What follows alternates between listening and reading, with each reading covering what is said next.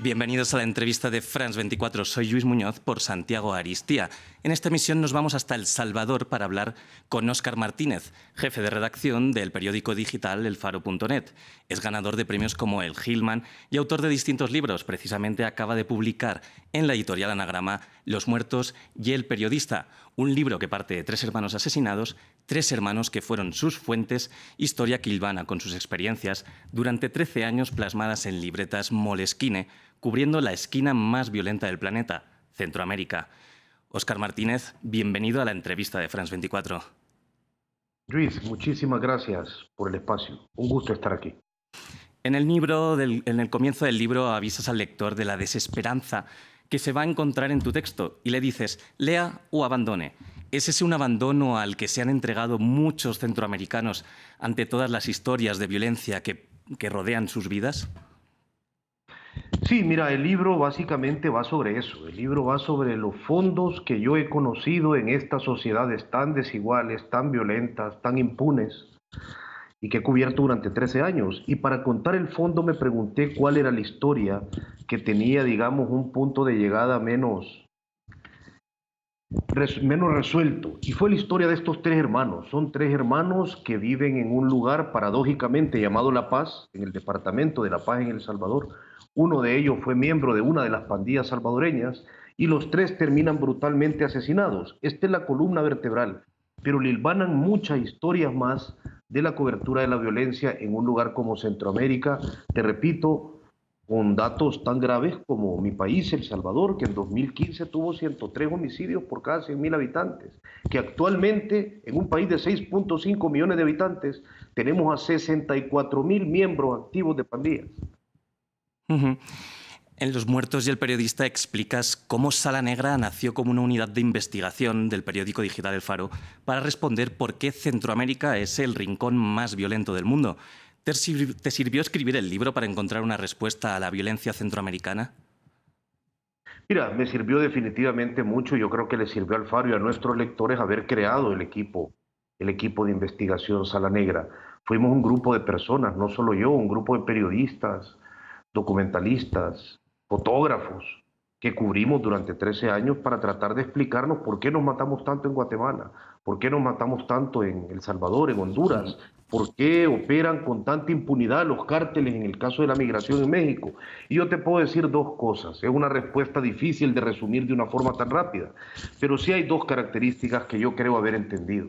En primer lugar, 3 características. Una sociedad tan violenta como por ejemplo la salvadoreña no se construye solo con la intervención de un país como este. Estados Unidos tuvo un rol fundamental durante la guerra civil que duró de 1980 a 1992, financiando a un ejército asesino, que entre otros asesinó a Monseñor Romero, el único santo de la Iglesia Católica reconocido de este país. En segundo lugar, este es un país donde la impunidad es campante. No solo el caso de Romero, por ejemplo, no está juzgado décadas después de haber ocurrido el asesinato, sino que seguimos teniendo una tasa que ronda que de cada 10 homicidios solo uno llegue a un juicio, solo uno tenga posibilidad de resolverse.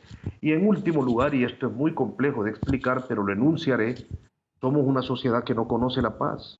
No hemos conocido la paz, nacimos en una guerra, luego vivimos una posguerra muy violenta. Nunca hemos conocido cómo se vive en un lugar pacífico y cómo se toman decisiones en un lugar de ese tipo. Uno de los protagonistas precisamente del libro es Rudy, sobre el que escribiste que sabías que iba a morir desde el momento en el que no lo conociste. También resulta impactante cuando es incapaz de contarte un recuerdo feliz de infancia. Hablas también del abismo, que debe ser como vivir en un abrevadero de cerdos. ¿Representa Rudy la verdadera vida de un pandillero? Mira, yo escogí a Rudy justamente no porque fuera excepcional, sino lo escogí porque es muy parecido a todos los demás muchachos que entre los 9 y los 15 años toman una decisión tan terrible como si involucrarse en las pandillas o no. A esa edad recluta la Mara Salvatrucha 13. A esa edad recluta el barrio 18 revolucionarios y el barrio 18 sureños. En el caso de Rudy sí, él tocó fondo. En un momento él presencia una masacre policial y después de eso él huye porque la policía lo quería asesinar para no dejar testigos. Entonces, Rudy es el ejemplo claro de cómo a sus 14, 15 o 16 años él no tiene idea de qué edad tiene, ni su mamá tampoco lo sabía, de cómo llegó a tocar fondo y a huir y esconderse en el monte de un abrevadero de cerdos. La historia de Rudy es así de terrible. Imagínate qué terrible es que una persona, en este caso yo, pueda pronosticar el asesinato de alguien. Cuando yo conocí a Rudy, el día que lo conocí, la madrugada que por primera vez hablé con él en el traspatio de la casa de su madre, yo escribí en mi libreta: hoy hablé con un muchacho que va a ser asesinado. Rudy fue asesinado de una manera brutal. Y además de eso, cuando yo le pregunté en un capítulo del libro, contame un recuerdo feliz, le pedí que me contara un recuerdo feliz de su infancia. Imagínate qué abismo tenemos que haber sometido a un muchacho para que ni siquiera entendiera mi pregunta. No la logró responder porque su única respuesta fue: ¿cómo así? Respondió a mi pregunta con otra pregunta y nunca nos logramos entender. Ujú. Me gustó personalmente mucho la huida que haces de las etiquetas de buenos y malos, e incluso de víctimas y victimarios. Hablas mejor de la pobreza como condena humillante, de hombres de tristes circunstancias, de jodidos jodiendo a jodidos, de sobrevivientes en los bajos fondos del mundo. También te preguntas por qué no han estallado, y precisamente esa es mi pregunta. ¿Por qué no han estallado todos esos centroamericanos para los que la violencia forma parte del entorno diario? Mira, yo lamentable lo creo, sin duda alguna, la pobreza en una región como esta, en Honduras, en lugares como San Pedro Sula o Tegucigalpa, que no solo es un narcoestado de Honduras, sino que ha estado condenado a los huracanes que le tocaron durante la pandemia y han quedado condenados a la miseria con una clase política profundamente corrupta. El hermano del presidente hondureño está en un juicio en Nueva York condenado por narcotráfico, y en ese juicio muchos presentaron al mismo presidente hondureño como un elemento esencial para que el tráfico de drogas ocurriera en su país, y no pasa nada. Es una condena humillante. Entonces, la lógica, a mí la lógica de decir buenos y malos, siempre me ha parecido una lógica precaria por una razón sencilla: explica muy pocas cosas. ¿De qué me sirve a mí etiquetar a alguien como bueno o malo si no es para una película de acción mala? En cambio, explicar cómo construimos a cierta gente, cómo construimos una sociedad donde tanta gente cree que matar y morir es parte de la vida cotidiana, cómo construimos una sociedad donde tanta gente no sabe leer o donde tanta gente acepta desde sus burbujas de comodidad que haya tantas personas viviendo en un agujero humillante, en un agujero indecente, en un agujero indigno, bajo reglas violentas, porque la justicia no alcanza para esa gente. Entonces yo creo que esas preguntas te llevan a mejores respuestas, te llevan a intentar entender quién es Rudy, te llevan a intentar entender, como lo intenté en mi libro anterior que se titula El niño de Hollywood, cómo construimos a un sicario de la Mara Salvatrucha 13 que cometió 56 homicidios. Creo que esas preguntas te permiten más, porque además te permiten incluir al sector de la sociedad al que perteneces, sino a vos mismo, en parte de la ecuación que responde a esa pregunta. Entonces, el periodismo facilista de buenos y malos, yo simplemente creo que es un callejón sin salida y un recorrido irreal. Ujú. Sí, Óscar, muchos centroamericanos también ante esta situación deciden migrar, ¿no?, en esta epidemia de violencia, y por delante tienen un camino rodeado de abusos sexuales, secuestros, extorsiones, arrestos, deportaciones, muerte. ¿Es tan brutal la realidad local como para enfrentar esas amenazas? Mira, yo creo que la gente migra por esencialmente una razón. Yo viajé 3 años con los indocumentados. 3 de esos años que describo en Los Muertos y El Periodista lo pasé subido en los trenes o durmiendo en los albergues con los centroamericanos que abandonan mi región. Eh, y después regresé, yo hice el proceso al revés. Primero entendí cómo huían y luego regresé a entender de qué huían. No es la manera ideal, pero así ocurrió.